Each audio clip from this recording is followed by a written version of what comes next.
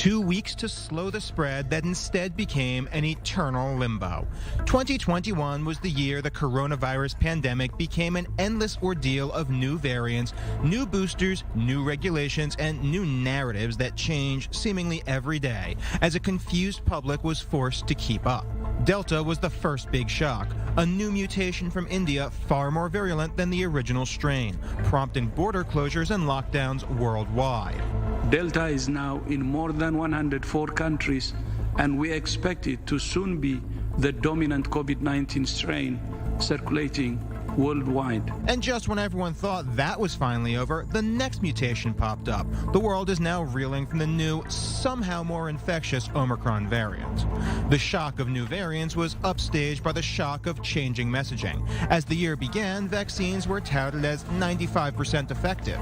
The vaccine worked as well in the real world like it did in the clinical trial. But just months later, boosters were needed.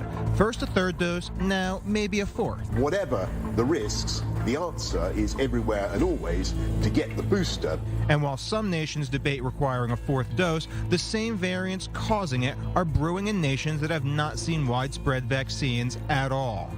It was also the year of controlled narratives. Social media would delete posts and ban users who suggested the pandemic came from the Wuhan lab in China. A large group is consistently spreading what we know to be, large distribution disinformation about COVID will take the group down. But again, just months later, many Western governments say that so-called conspiracy theory may well be true.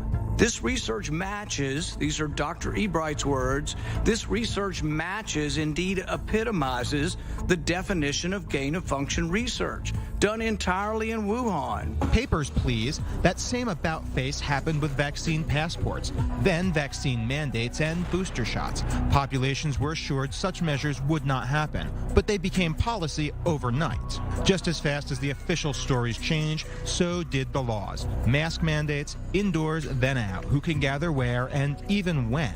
And by the end of the year, some nations were forcing vaccines with the threat of criminal penalty or heavy fines.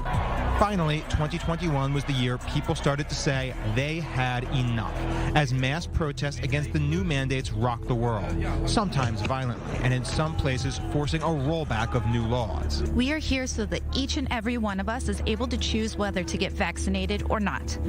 I think we should not let the government get away with the vaccine mandate. What will come next? That same question is now on everyone's mind. After a year of mandates, lockdowns, travel bans, conspiracies, and endless boosters, what will come next?